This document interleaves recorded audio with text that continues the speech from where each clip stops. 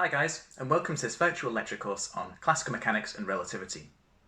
I'm Dr. Andrew Mitchell, and in this lecture we'll be discussing the paradoxes of special relativity. Of course, these are actually only apparent paradoxes. There are no true paradoxes in nature, otherwise there would be inconsistencies in the laws of nature, and the whole universe would explode in a fireball of inconsistency. That doesn't happen. The apparent paradoxes arise simply because we obtain counterintuitive behaviour. And that's certainly something that happens in special relativity. Here we have a theory which pertains to things moving very, very quickly, and we see very strange kind of effects arising, counterintuitive effects, because it's simply outside of our everyday experience. This gives rise to certain properties which we regard as paradoxes. However, when we really examine carefully what's going on in these situations, we see that there are no contradictions. In this lecture, we will build upon the theory that we've been developing over the previous lectures. We looked at special relativity from the perspective of the basic postulates of special relativity and built up the Lorentz transformations. And then in the last lecture, we explored some of the consequences of that. In particular, we saw the breakdown of the universal concept of simultaneity. We saw the concept of length contraction and time dilation.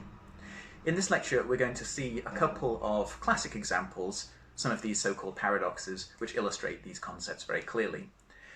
On the one hand, we have the concept of length contraction. This is related to the ladder paradox, or barn-pole paradox. The idea here is that we have some barn, which is of a certain length, and we have a ladder, which is too long to fit in the barn. But if we go very, very quickly with our ladder and move it into the barn very rapidly, then the length of the ladder will be contracted according to relativistic length contraction, and then maybe you could say it does fit inside the barn. The paradox comes when, through the principle of relativity, we take the opposite perspective of the barn's frame of reference and switch from that to the ladder's frame of reference, and then we would see that the barn is rushing towards us instead of the ladder moving. We see the barn moving. And so the barn would appear to be shortened, and in that case, it would seem that the ladder has no chance of fitting inside the barn. How can both of these be squared? The other paradox we'll talk about, the other famous paradox, is the so-called twin paradox. This is where you have two twins, which are obviously the same age, and one of them travels off to a distant star in a spaceship moving very quickly, the other remains at rest on the Earth. Then the distant twin comes back, and they meet, and the one who has travelled is younger than the one that stayed behind. That's not a paradox, that's simply a prediction of special relativity. The paradox comes when again we think about the principle of relativity and change the reference frame. If we go to the reference frame of the twin on the spaceship, then it's the one on Earth that has been moving around, and surely, therefore, that they are the younger one. But they can't be both younger than each other, so we have an apparent paradox. We'll see in both of these cases there are simple but slightly mind-bending explanations, and we'll be exploring that on the heuristic level as well as with a quantitative mathematical description of the resolution of these paradoxes. So it's kind of a fun lecture. Let's get going with it. Let's get down to work. In this lecture, we'll be discussing paradoxes in special relativity. Of course, there are no true paradoxes, otherwise the theory would be inconsistent and it would be of no use at all. What I really mean is apparent paradoxes.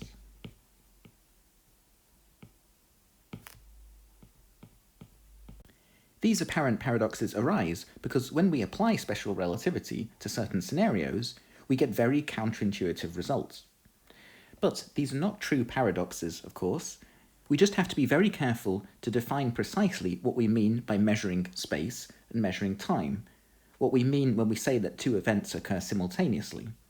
All of this has to be re-examined carefully from scratch, taking only Einstein's postulates and the Lorentz transformations that follow from it.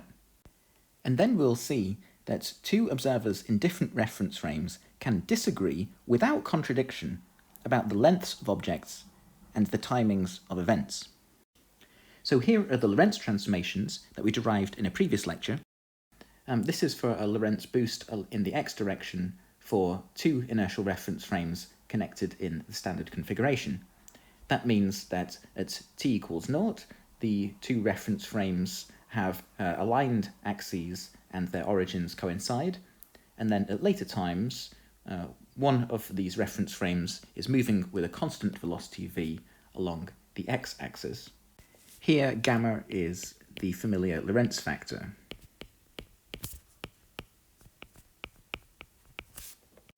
Any other transformation we care to think about can be related in a rather trivial way to the one that I've written down here. And from it, we learn three things immediately. The first is the relativity of simultaneity. What that means is that simultaneous events for me might not be simultaneous events for you. Let's say I'm in the primed reference frame. Simultaneous events for me means there is no elapsed time between those events occurring in my reference frame. That means that delta t primed is equal to 0. But that does not imply that delta t is equal to 0 in your reference frame. We see that immediately from the Lorentz transformations here. Delta t primed is equal to 0 simply means that c delta t is equal to beta delta x. So if the spatial separation is not equal to 0, then delta t will not be equal to 0. The events will not occur at the same time in your reference frame. This is the breakdown of simultaneity at a distance, and is an important consequence of Einstein's special relativity. The second immediate consequence of the Lorentz transformations is that of length contraction. Imagine that you are in the rest frame, and you have an object of length L0. What we mean by the length of the object in your rest frame is that in your frame of reference, you can get out a meter stick and you can measure the length of the object. And the idea is that you compare the spatial coordinates of that object, take the difference of the two to obtain the length, but you're taking those measurements at a common instant in time in your reference frame. Now imagine that I'm in a moving reference frame relative to you. I'm moving along and I observe your object. To me, that object will appear to be short. The amount by which it's short is this gamma factor here, the Lorentz factor. We obtain that from the Lorentz transformations here by setting delta x is equal to L0 and delta t is equal to 0.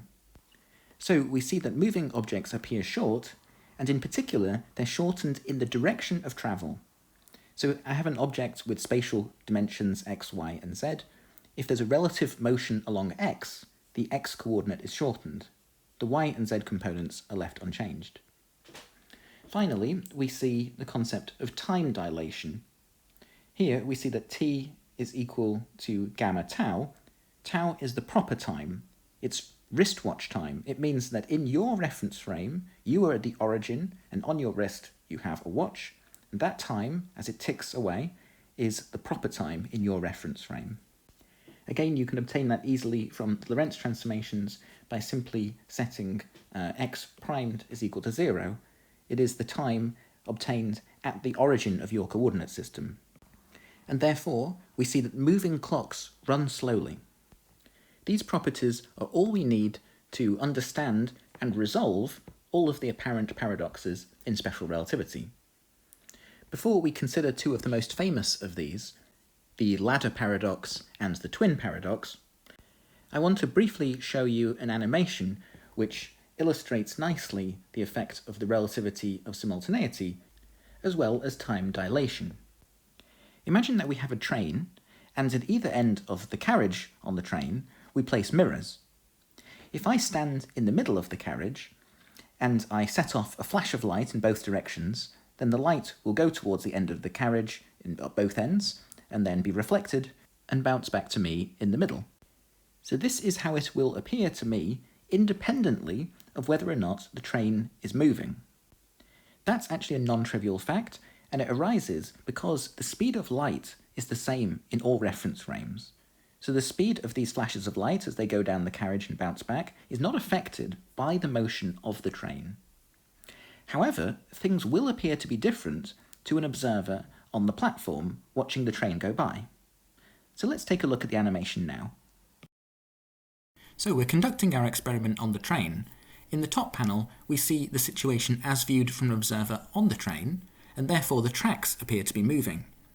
In the bottom panel, we have an observer on the platform, in which the train is moving and the tracks are stationary. We start the experiment by releasing a flash of light from the centre of the train, and the light is sent down towards the end of the carriages where it's reflected and comes back. In the train frame, the flashes of light reach the ends of the carriage at the same instant of time, whereas from the platform frame of reference, the light flashes reach the end of the carriage at different times. So this demonstrates that simultaneous events in one reference frame are not the same as simultaneous events in another. However, in both reference frames, the light arriving from both ends of the carriage arrives at the centre at the same instant in time. This is because the speed of light is the same in all inertial reference frames. We also see that the amount of time it takes for light to bounce towards the end of the carriage and return to the middle is different in the two reference frames. We actually see the effect of time dilation depending on the reference frame. This whole setup can basically be viewed as a kind of light clock, and we see that the moving clock is running slow. Okay, so let's turn now to one of the most famous apparent paradoxes in special relativity, the so-called ladder paradox. This is also known, by the way, as the barn-pole paradox. So imagine that we have a barn, as I've depicted here, in its own rest frame. This barn has a front door that can be opened, and a back door that can be opened, and either of the doors can be shut again. Now imagine that we come along with a ladder. We open the barn door and we put the ladder inside the barn. However, we see that the ladder is far too long to be completely enclosed inside the barn. It pokes out at the end, as you can see here. And of course the ladder is also at rest. But what would happen if we moved the ladder very, very quickly into the barn? According to special relativity, we would have length contraction. Is it possible that we could utilise this effect of length contraction to actually fit the ladder inside the barn? Obviously, the ladder would be moving very quickly, but maybe for an instant in time, I could actually close both of the doors of the barn and fully enclose the ladder inside the barn, even if it's just for a very short amount of time, and then I could open the back of the barn and let the ladder out the other side. So here I've depicted the rest frame of the barn with its front door open, and the ladder moving at a velocity v. An instant in time, which is when I drew this sketch, the ladder is completely inside the barn because of the property of length contraction. In the barn rest frame, we see a moving object which has been shortened. It's been shortened so much that it now fits inside the barn. I can prove this by closing the front door. For a short amount of time, the ladder is completely inside the barn. But since the ladder is moving with a high velocity v, I then open the back of the barn to let the ladder out the other side. Sounds a bit weird, maybe a bit fantastical, but what's the paradox here? Well, the paradox comes, or the apparent paradox comes, when we switch reference frames. We consider the relativity of the situation. So how does all of this look from the perspective of the ladder? So we switch now to the rest frame of the ladder. The ladder that I've drawn here is its rest length, as in the original figure here. To the ladder, in the rest frame of the ladder, it is the barn that's moving in the opposite direction. The barn is hurtling towards us at a velocity of minus v. Now, the ladder definitely doesn't seem to fit inside the barn. It didn't fit when the barn and the ladder were both at rest, but here it's even worse. The barn appears to be moving towards us with a great velocity, and therefore its length is contracted. The barn becomes even shorter. So there's definitely no way that the ladder can fit inside the barn when we take the perspective of the ladder. So this is the paradox. Does the ladder fit or doesn't it? If the ladder is moving and I take the barn rest frame, then the ladder fits. If we take the ladder frame of reference, where the barn is moving, then it definitely doesn't fit. Surely there's some kind of contradiction here.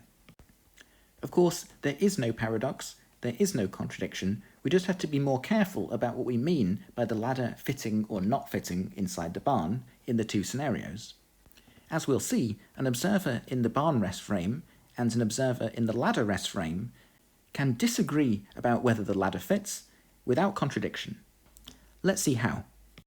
Let's now take a closer look at the sequence of events in the barn rest frame.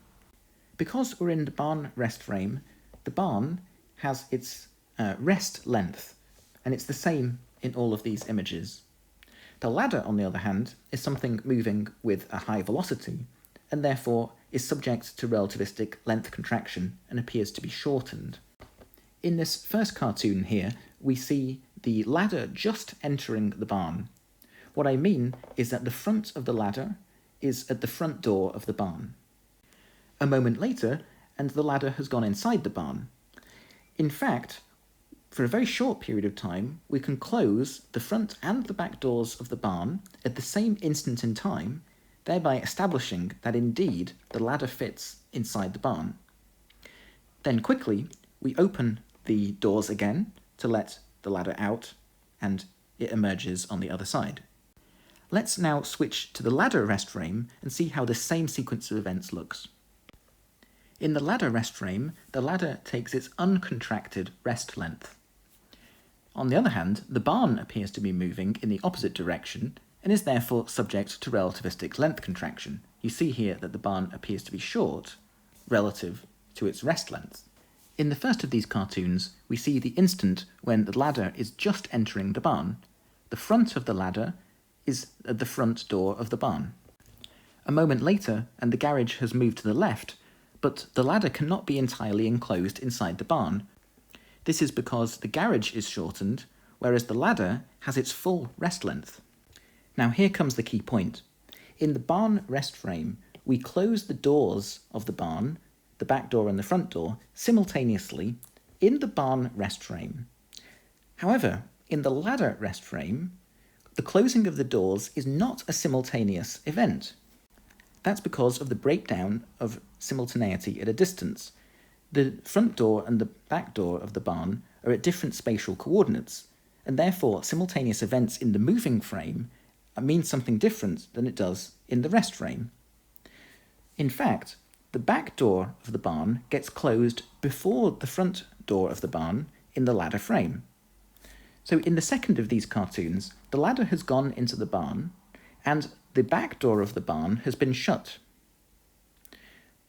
Likewise, in the barn rest frame, we open again the doors an instant in time. In the ladder rest frame, this is no longer simultaneous. So the back door is actually reopened before the front door is closed. So the back door here is reopened, and the garage moves further to the left, and so the ladder is now protruding out of the back door. In the next cartoon, we can close the front door of the barn. Then we can reopen the front door of the barn, and the ladder comes out on the other side, as the garage moves even further to the left in this final panel here. So we have two sets of simultaneous events in the barn rest frame. We have the closing of the doors, going from this cartoon to this one, and then the reopening of the doors, going from this cartoon to this one. In the ladder rest frame, these are not simultaneous events. We first close the back door, then we reopen the back door, then we close the front door, and then we reopen the front door. So we see in the barn rest frame that the ladder passes right through the barn, and there is a moment in the middle when the ladder is completely contained within the barn. In the ladder rest frame, the garage passes through the ladder, so to speak, but at no instant in time in the ladder rest frame is the ladder entirely enclosed within the barn. There is no contradiction here. It's simply that the definition of the ladder being inside the barn means something different in the barn rest frame than it does in the ladder rest frame. If we define the ladder being inside the barn by being able to close simultaneously the front and back doors of the barn, then this simultaneous event in the moving frame ceases to be simultaneous anymore. So observers in the two frames can disagree without contradiction. Let's understand this on a more quantitative level using spacetime diagrams. So here I have drawn a spacetime diagram in the barn rest frame. So the black axes here are x and ct. X and ct correspond to the barn rest frame. I've drawn on a light ray, which is this 45-degree line here, x is equal to ct.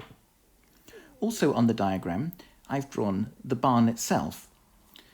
The beginning of the barn, let's say, occurs at this x-coordinate, and the end of the barn occurs at this x-coordinate.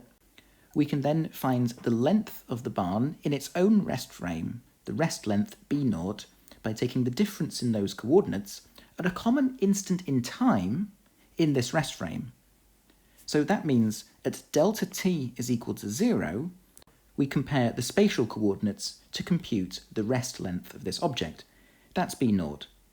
The barn isn't going anywhere, it's at rest, and therefore as time ticks along, we see that the front of the barn remains at this fixed x-coordinate. The back of the barn remains at this fixed x-coordinate. That's why we have vertical lines here representing the barn in the barn's own rest frame. Okay, so now let's introduce the ladder into the picture. In the barn rest frame, the ladder appears to be moving with a velocity v. This first red line here corresponds to the front of the ladder, which has a coordinate x is equal to vt as it moves along the x-axis. The second red line here corresponds to the other end of the ladder, which has a coordinate x is equal to vt plus l, where L here is the length of the ladder. However, we must be very careful. The length L is the length of the ladder in the barn frame of reference. What I mean by that is that we can measure the x-coordinate at the start of the ladder, the x-coordinate at the end of the ladder, and take the difference of those coordinates at a common instant in time in the barn frame of reference to obtain the length in that frame. So let's determine this length L in the barn frame. To do that, I'm going to pick a specific event, let's say this one, which will be the moment that the front of the ladder is just at the back of the barn. To calculate the length of the ladder, I need to compare the coordinates an instant of time in the barn frame, and simultaneous events in the barn frame are horizontal lines that are parallel to this axis. And so I have to draw on a horizontal line here from that point to the other end of the ladder, which is here. So this length is exactly L, the length of the ladder. And you can see from this construction plainly that the ladder fits inside the barn. We see that L is less than b0. And that's happened because the ladder is moving and therefore is shortened by the Lorentz factor gamma, which is greater than 1. Therefore L is shorter than L0, and indeed it's so short that it's shorter than b0 and can fit inside the barn. So let's now consider the situation from the reference frame of the ladder. We will switch now to the ladder rest frame. In the rest frame of the ladder, we have new axes. We have x primed and ct primed. The line x is equal to vt is now equivalent to saying x primed is equal to 0. We also have this line, ct primed is equal to 0. These are lines of simultaneous events in the ladder frame. So now we can ask, what is the length of the barn in the ladder frame? So we play the same game as before. Let's pick this point here as a specific event in spacetime. We'll then consider the length of the barn at this instant in time. But when we talk about simultaneous events in the ladder frame, we're of course talking about lines that are parallel to this green ct primed equals 0 axis. So the other end of the barn at that instant in time in the moving frame, in the ladder frame, is this one. And therefore, we actually have a length for the barn in the moving frame, b, which is this length. And in the ladder frame, this length b here is shorter than b0. In fact, b is b0 over gamma. Now the question is, does the ladder fit inside the barn when we're talking about the ladder frame of reference? To answer this question, we need to know what the ladder length is in the ladder frame. This is, of course, the rest length of the ladder. How does that appear in this diagram? To work out the length of the ladder in the moving frame, we need to compare the spatial coordinates of the ladder at a common instant in time in the moving frame. Again, that means a line that is parallel to the ct primed equals 0 axis. So here I've drawn on another green line, which is parallel to this axis ct primed is equal to 0. This line is a line of simultaneous events in the moving frame. and therefore I can look at the length of the ladder in the moving frame. I will consider again an event where the end of the ladder is just reached the back of the barn in the moving frame, but the question now is, where is the front of the ladder? And the answer is, in an instant in time, it's actually all the way down here. What that means is that the length of the ladder in its own rest frame is this whole length here. And that length is, of course, the rest length of the ladder. It's the length of the ladder in its own rest frame, L0. Now, by looking at the diagram, it's very clear that L0 is much bigger than B. The ladder in its own rest frame is far too long to fit in the barn, which is now foreshortened. So L0 is actually greater than B. The ladder does not fit in the barn when we consider the ladder frame. So you see here very clearly that there is no contradiction. L can be smaller than B0, whilst L0 can be greater than B. We're just talking about different things when we're in the different reference frames. In the barn frame, the barn is of length B0, and that's much larger than the contracted length of the ladder L. Whereas in the ladder frame, the length of the ladder L0 is greater than the barn length B. The second of the paradoxes that I want to discuss today is the so-called twin paradox. Imagine a pair of twins, Alice and Bob, that are born at exactly the same time, as is customary for twins.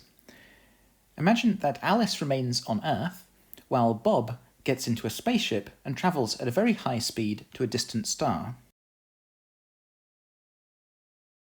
Alice, who's at rest on Earth, sees Bob's clock running slowly because he is moving so fast. There is the effect of time dilation. On the other hand, Bob notices nothing unusual. This is the effect of relativity. Because he's an inertial reference frame, he notices no external forces, nothing strange. Bob actually can't tell that he's moving because he's in an inertial frame. No reference frame is preferred. Alice might say that she's at rest and Bob is moving around, but likewise Bob could say that he's at rest and Alice is the one that's moving around. However, after reaching the distant star, Bob turns around and returns to Earth.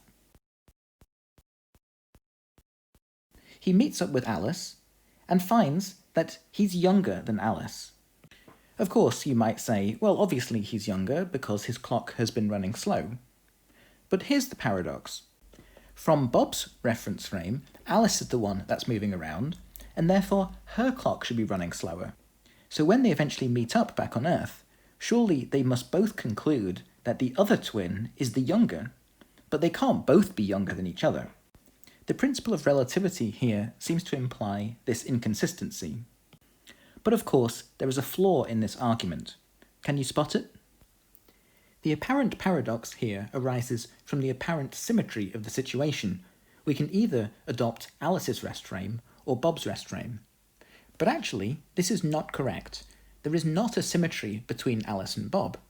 That's because Bob has to occupy two different inertial reference frames, one for the journey to the star, with a velocity plus v, and a different inertial reference frame when he returns, with a velocity of minus v. Alternatively, we could say that Bob has to decelerate, come to rest, and then accelerate again for his return journey. There are some accelerations involved in the process of turning around and coming back. These accelerations will involve some forces, and Bob will feel these forces. He knows that he's not in an inertial reference frame. He knows that he is accelerating. This breaks the symmetry between Alice and Bob.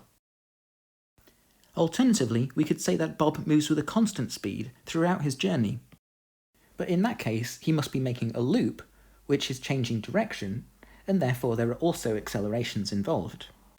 In either case, it is impossible for Bob to occupy a single inertial reference frame for the whole of the journey, there and back. The principle of relativity applies when we have two inertial reference frames. In that case, we have no preferred rest frame. However, Bob is not occupying an inertial reference frame. There must be some accelerations going on, so he should be able to tell that he's the one that's moving. Let's say that he travels to the star and then very quickly turns around. He will be aware of that fact. There'll be forces acting upon him that bring him to rest and then accelerate him again towards the Earth.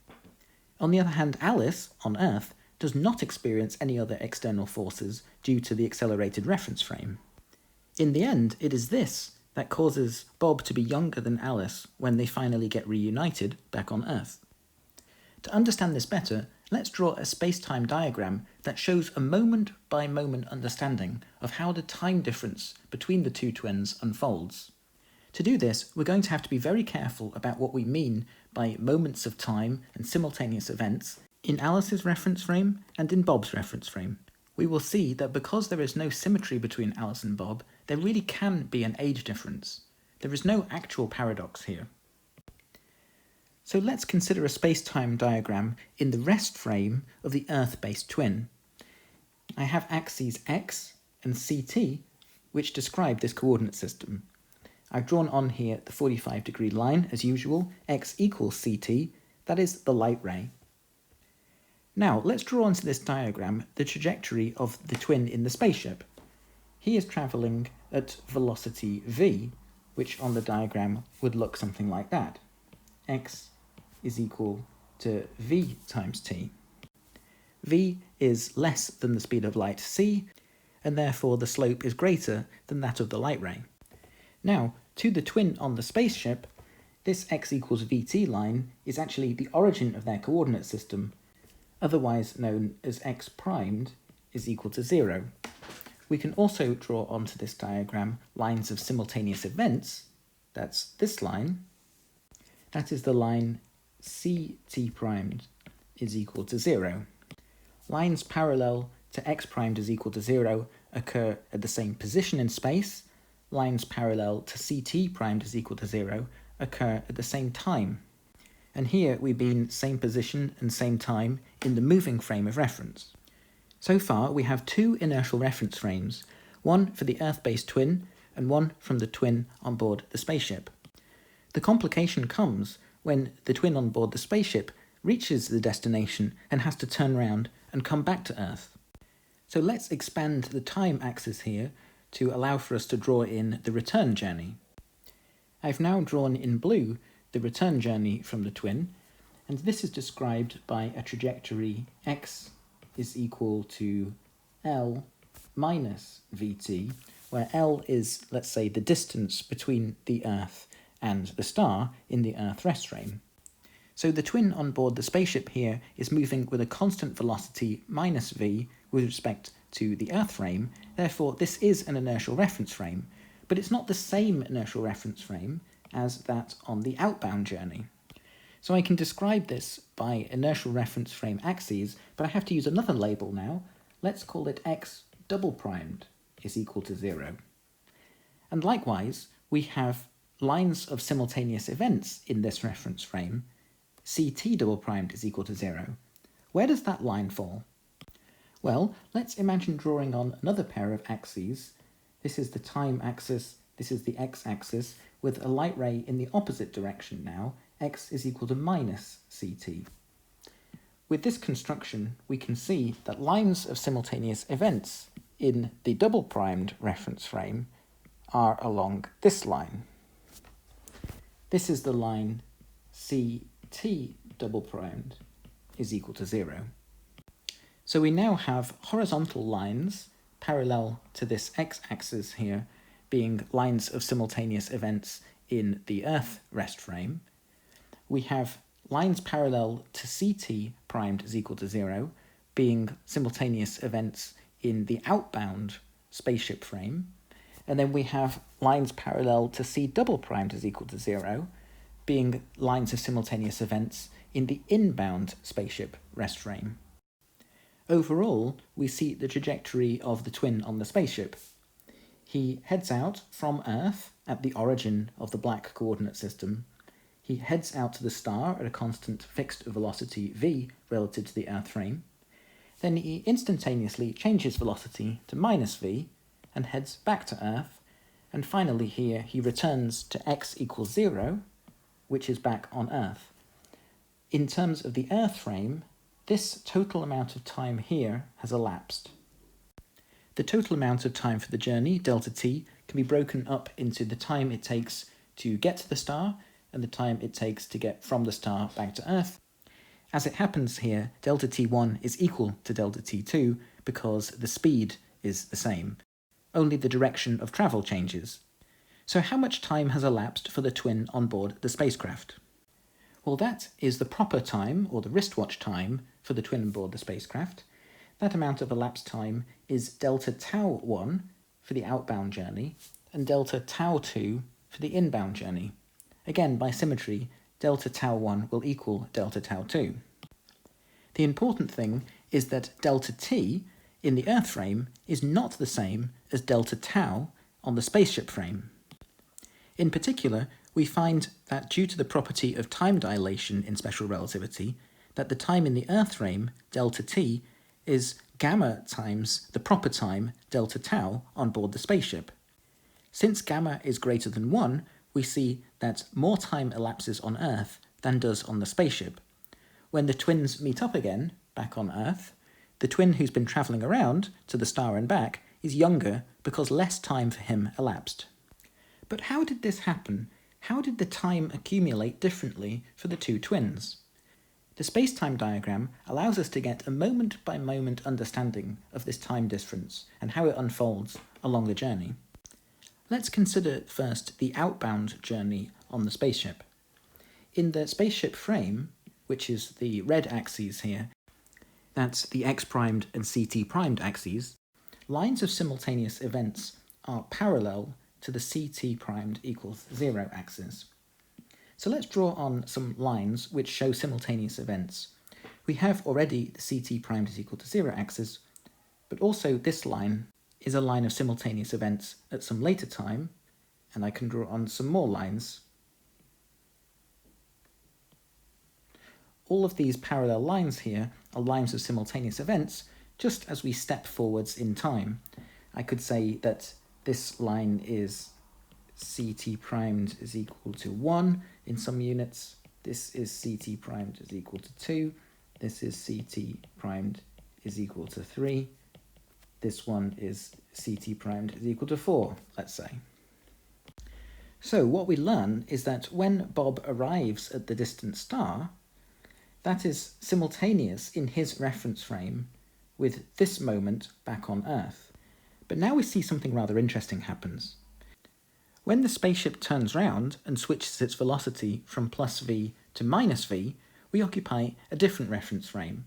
It's the blue pair of axes with coordinates x double primed and ct double primed.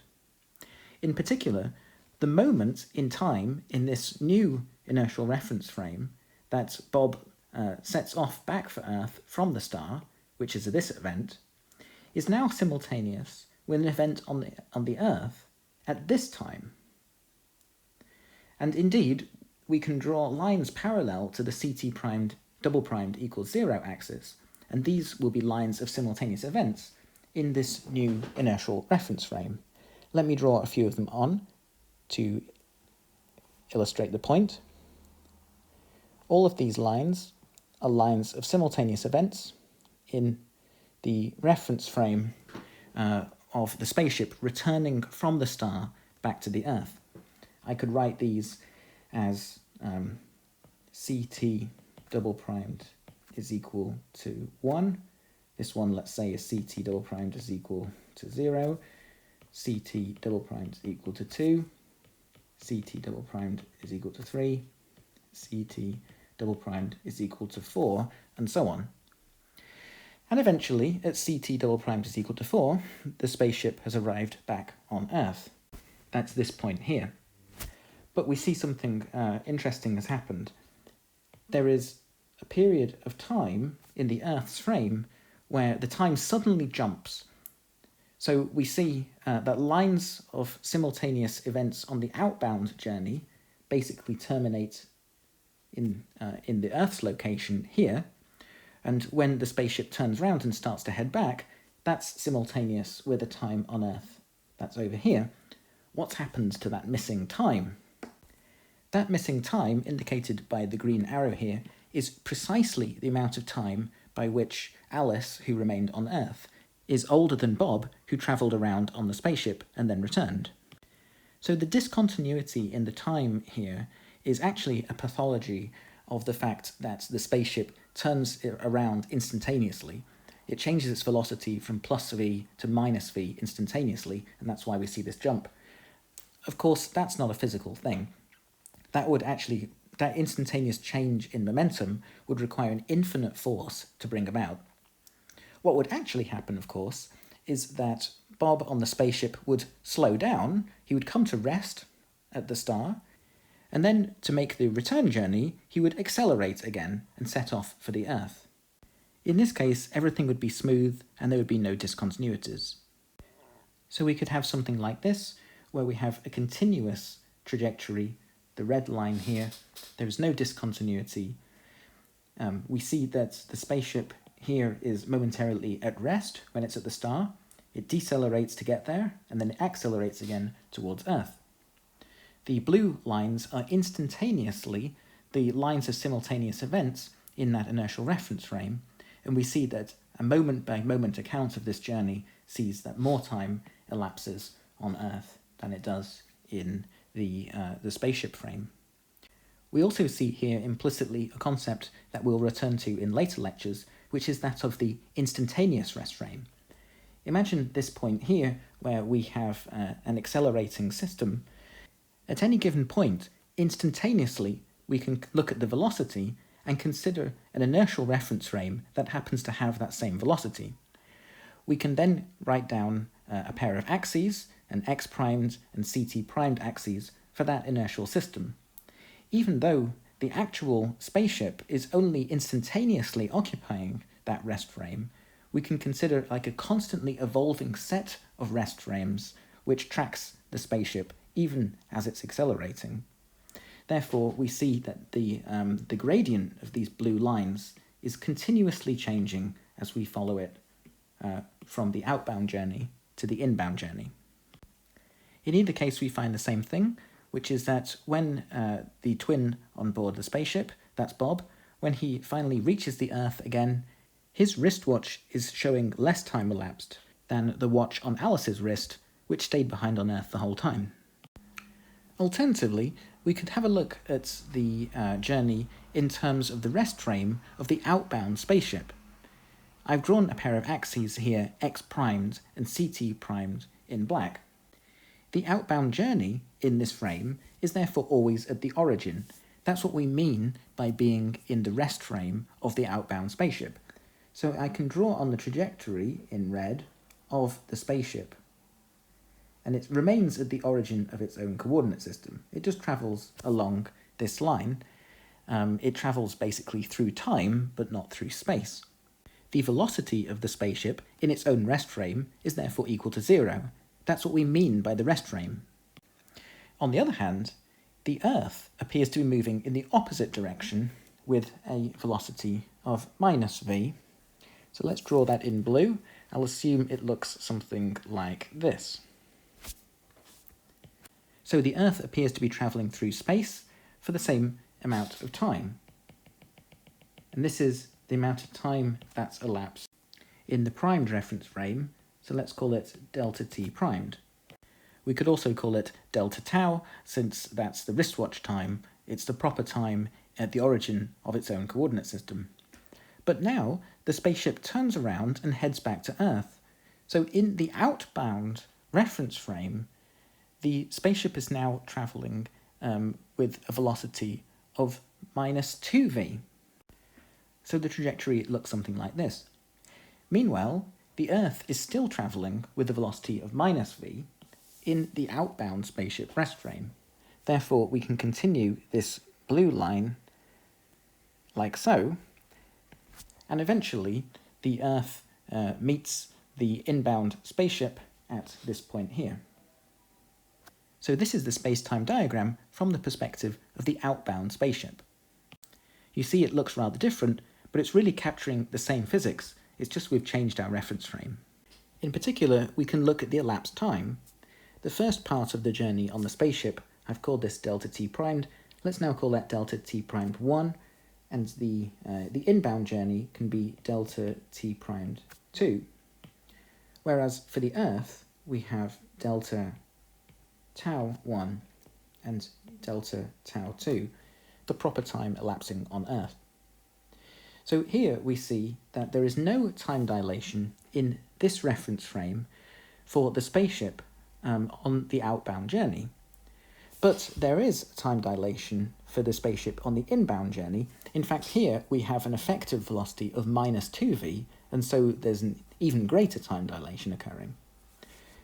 On the Earth, we see equal time dilation for both the inbound and the outbound legs, but that's an amount of time dilation due to a velocity of minus v in both cases.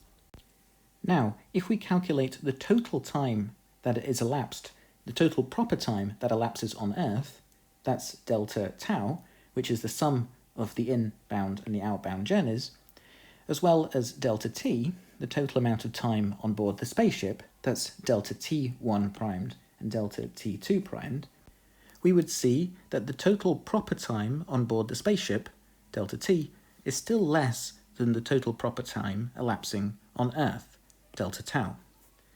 So even though these space-time diagrams actually look very different from the different inertial reference frames, from the perspective of the Earth, or the perspective of the outbound spaceship, or the perspective of the inbound spaceship, which I haven't drawn here, even though these space-time diagrams look very different, they still describe essentially the same physics, and we still, in the end, find the same properties of time dilation. In the end, there is an inescapable physical fact, which is that the twin on board the spaceship, when he returns back home, is younger. He has had less time elapse than the twin that remained on Earth all along. That effect cannot be argued away simply by changing reference frames. That's a physical effect. Okay, so here in this lecture I've introduced a couple of these famous paradoxes, the ladder paradox and the twin paradox, which illustrate respectively two of the famous features of special relativity, namely length contraction and time dilation. If you look in more detail into the paradoxes of special relativity, you'll see that there's all sorts of variants on these basic two ideas. They can become more and more elaborate and seem more and more counterintuitive, but in the end they boil down to these basic ideas of the breakdown of simultaneity and length contraction and time dilation. If we're very careful about what we mean by measuring lengths and times in different reference frames, we'll always see that there is never any contradiction. There is no real paradox here. It's just that the same physical event can appear differently to observers in different inertial reference frames. In the next lecture, we're going to consider the concept of velocity addition within special relativity and explore some of the consequences of that.